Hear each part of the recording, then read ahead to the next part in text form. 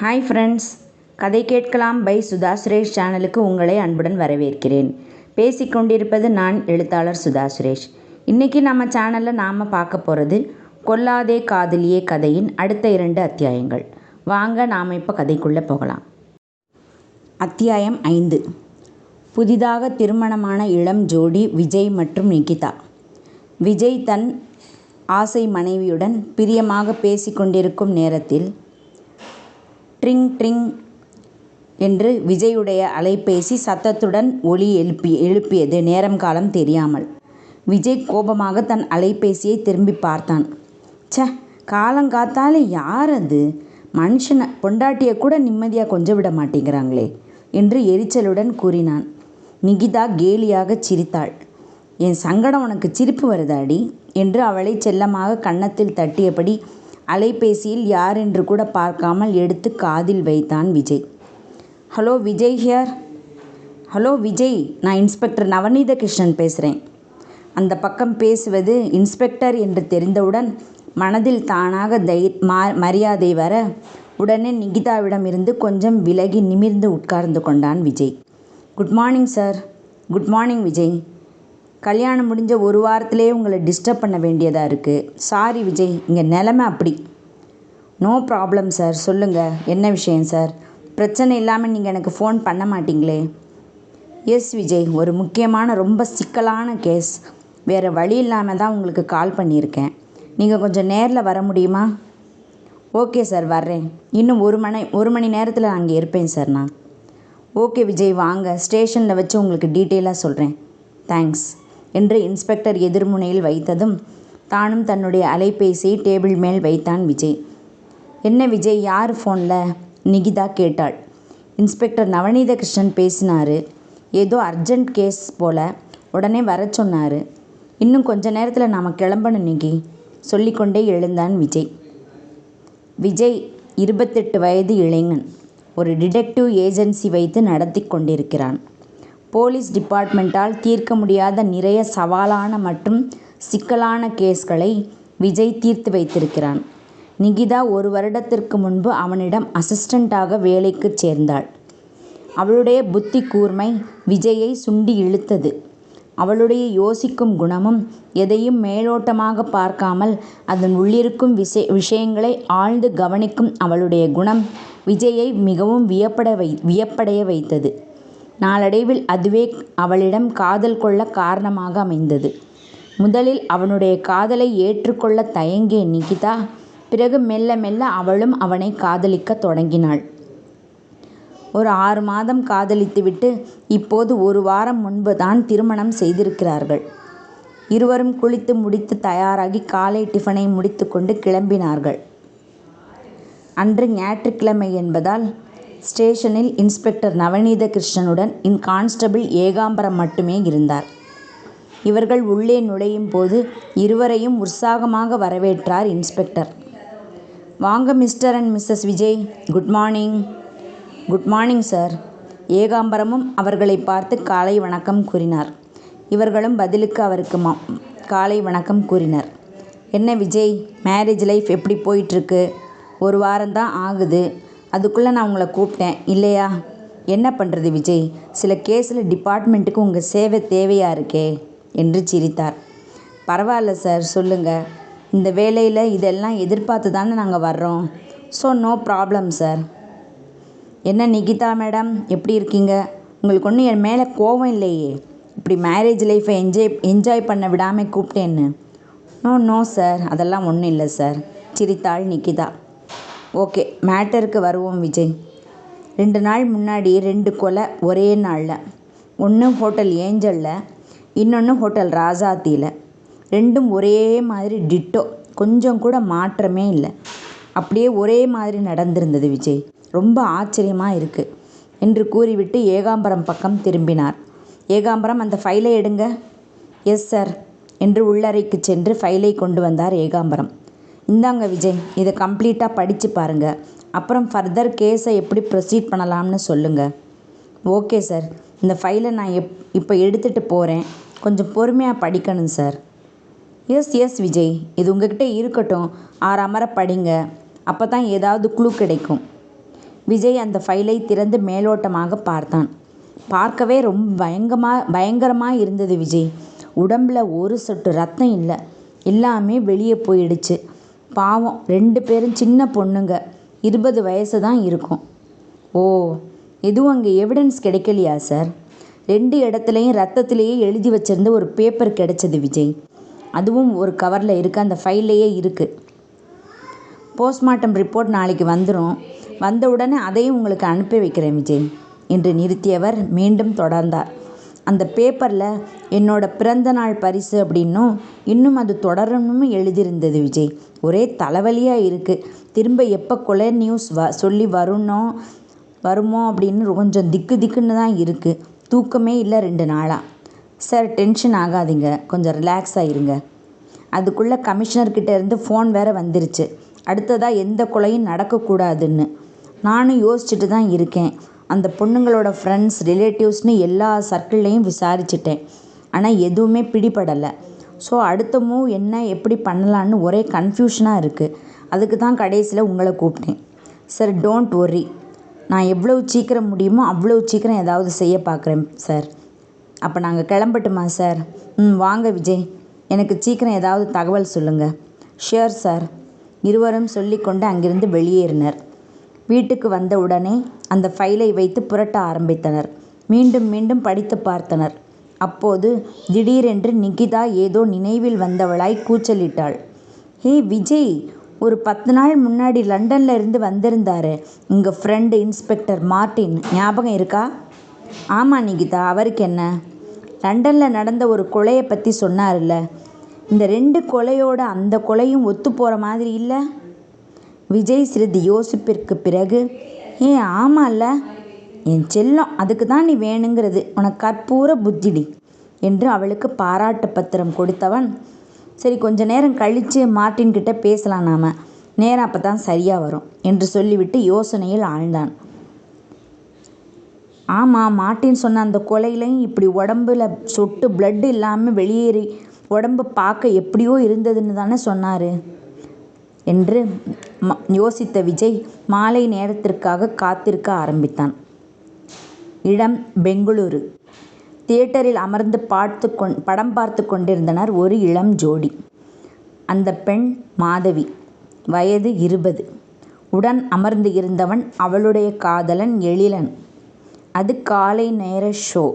கூட்டம் அவ்வளவாக இல்லை. இருவரும் குனிந்து கொண்டும் பேசிக்கொண்டும் சிரித்து கொண்டும் இருந்தனர். அவனுடைய கைகள் அவளுடைய காதுகளில், கழுத்தில் என்று விளையாடி கொண்டிருந்தன. அவள் அவனுடைய செய்கையில் வெட்கமும் சந்தோஷமும் கலந்த ஒரு உணர்வில் சொக்கி போய் மெய்மறந்து அமர்ந்திருந்தாள். மாதவி, ஐ லவ் யூ என்று அவளுடைய காதில் கிசுகிசுத்தான். அவனுடைய சொற்கள் அவளுக்கு கிளேசத்தை உண்டு பண்ண மெல்லிய குரலில் அவளும் தன் காதலை கூறினாள். நாளைக்கு உன் பர்த்டேக்கு நீ எதிர்பார்க்காத ஒரு சர்ப்ரைஸ் கிஃப்ட் உனக்கு தரப்போகிறேன். கண்டிப்பாக எந்த காதலனும் இதுவரைக்கும் இந்த மாதிரி ஒரு கிஃப்ட் தன்னோட காதலிக்கு தந்திரிக்கவே மாட்டாங்க. அந்த மாதிரி ஒரு கிஃப்ட் உனக்கு கொடுக்க போகிறேன். அப்படியா?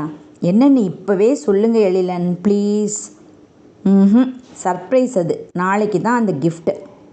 காதலன் கொடுக்க போகும் அந்த அன்பு பரிசுக்காக ஆவலுடன் காத்திருந்தாள் எழிலனின் காதலி மாதவி. அத்தியாயம் 6. நிலா மற்றும் நிஷா கொலை வழக்கின் ஃபைலை ஆராய்ந்து கொண்டிருந்தனர் விஜயும் நிகிதாவும். லண்டனில் இருக்கும் இன்ஸ்பெக்டர் மார்ட்டினுடன் இந்த கேஸ் சம்பந்தமாக பேசுவதற்கு காத்திருந்த விஜய் மாலை 4 மணி ஆனதும், மார்ட்டினுக்கு இப்போ ஃபோன் பண்ணலாமா நிகிதா? டைம் சரியாக வரும்ல என்று கேட்டான் விஜய் தன் மனைவி நிகிதாவுடன். ஒரு அரை மணி நேரம் போகட்டும் நினைக்கிறேன் விஜய், 4:30க்கு பண்ணலாம் என்று பதிலளித்தாள் நிக்கி. நேரத்தையே பார்த்து கொண்டிருந்தவன் மணி 4:30ஐ காட்டியதும் உடனே தன் அலைபேசியை எடுத்து மார்ட்டின் நம்பரை தேடி தொடர்பு கொண்டான். 2 சத்தத்திலேயே அழைப்பை ஏற்றுக்கொண்டார் inspector Martin. Hello mister Martin. Oh mister Vijay, what surprise! புதுசாக கல்யாணம் ஆயிருக்கு.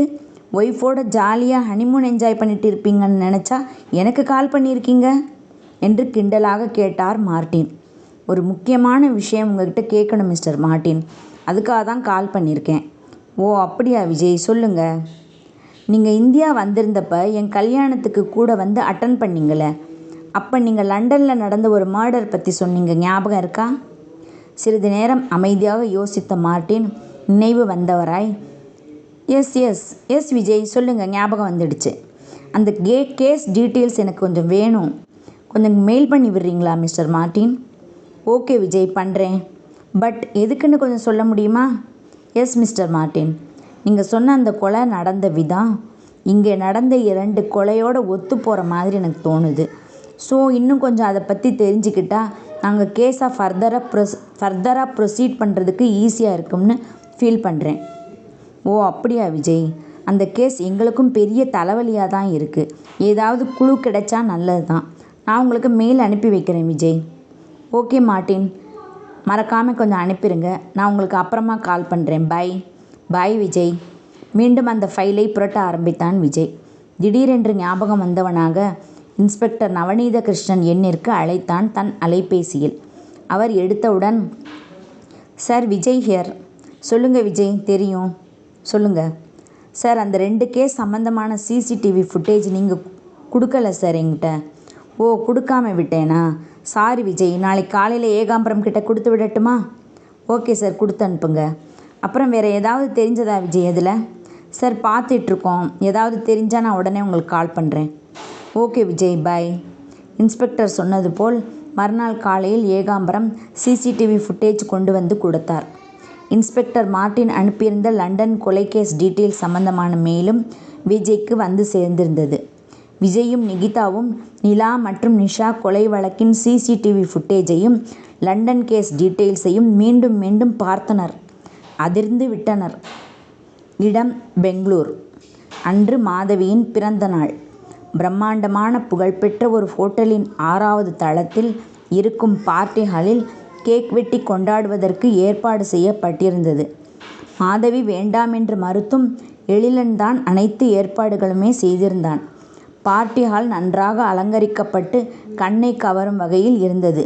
அவளுடைய பள்ளி தோழிகள், கல்லூரி நண்பர்கள் மற்றும் அவளுடன் வேலை பார்ப்பவர்கள் என்று அவளுடைய வயதை ஒத்த இளைஞர்கள், பெண்கள் என்று அந்த அரங்குமே நிரம்பி வழிந்திருந்தது. மாதவி அழகாக பொம்மை போன்று வளைய வந்து கொண்டிருந்தாள். டார்க் பிங்க் நிறத்தில் வரிசையாக அடுக்கடுக்கான ஃப்ரில் வைக்கப்பட்டிருந்த நீளமான கவுனில் அழகு தேவதையாய் காட்சியளித்தாள். மாதவியின் கண்கள் அவளுடைய காதலன் எழிலனுக்காக பரபரத்து கொண்டிருந்தன. அவளுடைய தோழிகள் அவளை சுற்றி நின்று கொண்டு அவளை பற்றியும் எழிலனை பற்றியும் அவர்களுடைய காதலை பற்றியும் வியந்து பேசி கொண்டிருந்தனர். மாதவி லேசாக வெட்கப்பட்டு கொண்டிருந்தாள். ஏய் மாதவி, நீ ரொம்ப லக்கிடி, இப்படி ஒரு லவ்வர் கிடைக்கிறதுக்கு. இது ஒரு தோழி. ஆமாம், நீ சொல்கிறது சரிதான். ஒரு பர்த்டேக்கு இவ்வளோ காஸ்ட்லியாக செலவு பண்ணி எல்லாத்துலேயும் அரேஞ்ச் பண்ணியிருக்காருனா I think he really loves you abundantly. இது மாதவியின் இன்னொரு நண்பன். எஸ் எஸ், அதில் டவுட்டே இல்லை. ட்ரெஸ் கூட அவர் தான் வாங்கி கொடுத்துருக்காரு இல்லையாடி மாதவி? இது மற்றொரு தோழி. ஆம் என்று தலையசைத்தாள் மாதவி. இப்படி ஒவ்வொருவரும் ஒவ்வொன்று சொல்லி கொண்டிருந்தனர். பின்ன எப்படி கல்யாணம் பண்ணிக்க போகிறீங்க? அவர் எப்போ சொல்கிறாரோ அப்போ. ஓ என்று அனைவரும் சிரித்தனர். மாதவி வெட்கத்துடன் தலையை குனிந்து கொண்டாள். அப்போது அங்கு வந்து சேர்ந்தான் எழிலன். Hi darling. அவளுடைய கன்னத்தை தட்டினான் செல்லமாக. மாதவி அவனை பார்த்து வெட்கம் கலந்த புன்னகை முகத்தில் ஏந்தி, வாங்க எழிலன் என்று உற்சாகமாக வரவேற்றாள். இவ்வளோ நேரமாக நீங்கள் காணோமேன்னு தான் உங்களுக்காக வெயிட் பண்ணிகிட்ருக்கேன். ஓ சாரி பேபி, கொஞ்சம் லேட் ஆகிடுச்சு. அப்புறம் நான் கொஞ்சம் ரெஸ்ட் ரூம் போகணும் மாதவி. எங்கே உள்ளே இருக்கா என்று கேட்டான். அந்த ரூமில் இருக்கு எழிலன், இருங்க நானும் வர்றேன் என்று அவனுடன் ஒட்டியபடி சென்றாள் மாதவி. அறைக்கதவை திறந்து, வாங்க எழிலன் என்று கூறிக்கொண்டே அவள் முன்னே சென்றாள். அவள் பின்னே சென்ற எழிலனும் அறைக்குள் நுழைந்து கதவை சாற்றினான். ரெஸ்ட் ரூம் இங்கே இருக்கு எழிலன், போயிட்டு வாங்க என்று கூறினாள் மாதவி. எழிலனும் உள்ளே சென்றவன் 5 நிமிடங்களில் வந்தான். கட்டிலில் அமர்ந்திருந்த மாதவியிடம் வந்தான். You look so pretty dear. Doll மாதிரி இருக்கே இந்த ட்ரெஸ்ஸில். கொஞ்சமாக வெட்கப்பட்டாள் Madhavi. Happy birthday my dear sweetheart என்று ஒரு கிரீட்டிங் கார்டு கொடுத்தான். பின்னர் அவள் எதிரே தரையில் மண்டியிட்டபடி ஒரு அழகான பூங்கொத்தை நீட்டினான். அழகான 3 சிகப்பு ரோஜாக்கள் சேர்த்து ஒன்றாக ரிப்பனில் கட்டியிருந்தது அது. I love you Madhavi. Thank you so much Ezhilan என்று அவனிடம் இருந்து வாங்கி கொண்டாள். எழுந்து அவளை இழுத்து அணைத்து கொண்டான் எழிலன். மாதவி அவனுடைய அன்பில் திக்குமுக்காடி போனாள். மெதுவாக அவளுடைய நெற்றியில் முத்தமிட்டான். பிறகு கண்களில். மாதவி ஒரேடியாக உணர்ச்சி வசப்பட்ட நிலையில் இருந்தாள். எழிலன், நாம் சீக்கிரமாக கல்யாணம் பண்ணிக்கலாம். காதலுடன் வந்தன அவளுடைய வார்த்தைகள். கூடிய சீக்கிரம் பண்ணிக்கலாம் மாதவி என்றவன் கண்களில் இருந்து உதட்டுக்கு வந்தான். ஒரு ஆங்கில முத்தத்தை தந்தவன் பின்னர் கழுத்துக்கு வந்து கழுத்தில் தன்னுடைய முகத்தை புதைத்து கொண்டான். என்ன ஃப்ரெண்ட்ஸ், இந்த பகுதி உங்களுக்கு பிடிச்சிருந்தா லைக் பண்ணுங்கள், கமெண்ட் பண்ணுங்கள், ஷேர் பண்ணுங்கள், மறக்காமல் சப்ஸ்கிரைப் பண்ணுங்கள். நான் அடுத்த 2 அத்தியாயங்களோட சீக்கிரமாக உங்களை சந்திக்கிறேன். பாய்.